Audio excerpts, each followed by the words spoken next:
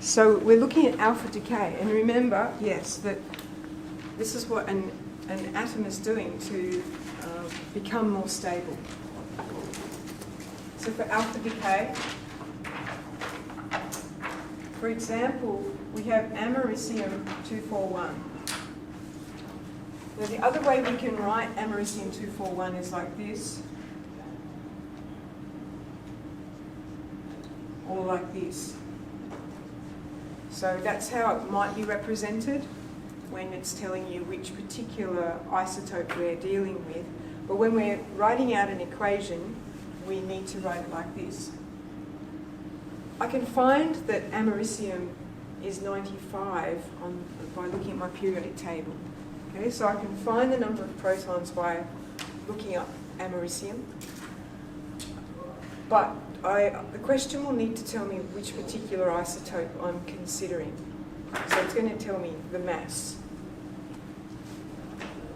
And we know it's undergoing alpha decay, so it's breaking down. So there's no other reactant, it's just the americium 241 falling apart in a sense. We're told it's alpha, so we know that's the particle that we are releasing from the nucleus. And then it's a matter of some relatively simple maths to determine what the other product is. Because our mass must, our charge, our protons, must add up to 95.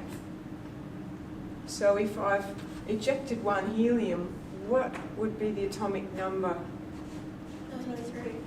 Yeah, it's going to be 93.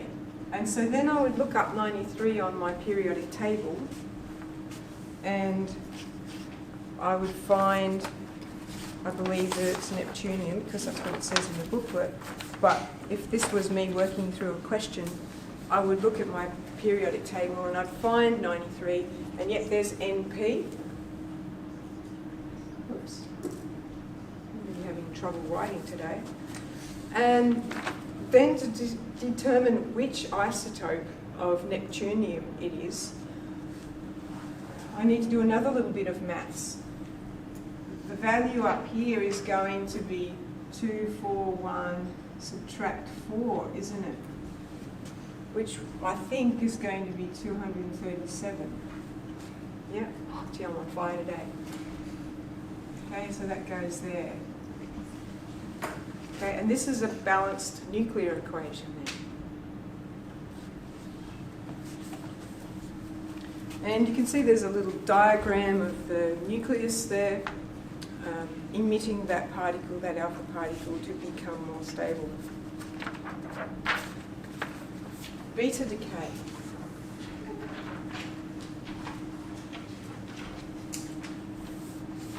And our example here is for strontium 90.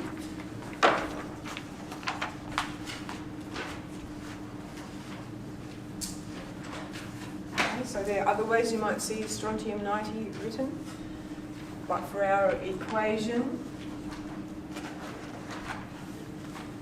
it's like that. And if this was a question that I had to solve, I would then look up strontium on my periodic table,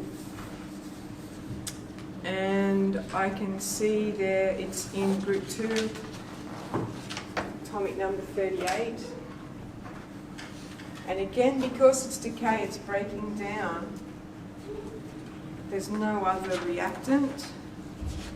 And I know that for beta, it's an electron that I'm going to represent this way with a charge of -1, and it's negligible mass, so we just write that as 0. So my other product, well, what is my atomic number going to be? Because both sides have to add up to be 38. It's going to be 39. Because 39 plus -1 is equal to 38. Subtract 1. Okay, so it's going to be element 39. when I look up my periodic table, I can see that's yttrium. And what about the mass? 90. So the mass for these beta ones are pretty easy because... So is that electron going into the nucleus? No, it's coming out of the nucleus. So then where does the extra number come from? I'm so confused. Because in this process, a neutron has become a proton.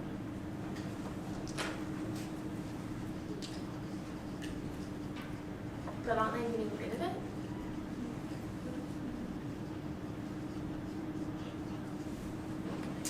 It's ejecting that negatively charged tiny particle from the nucleus, and in that process, a neutron becomes a proton.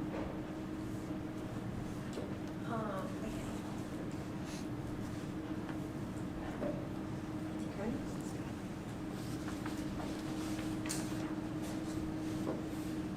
And our last kind that we need to concern ourselves with is gamma.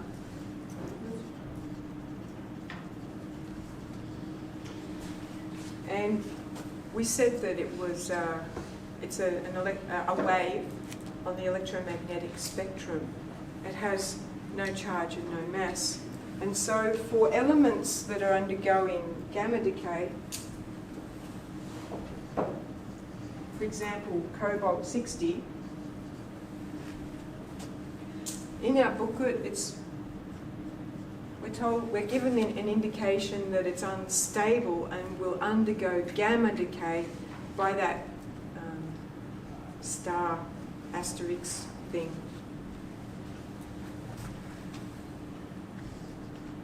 The other way, it could be written as in this green box down the bottom.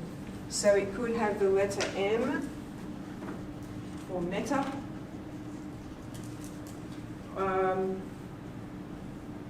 Or it could be, so if you look at the other notation here,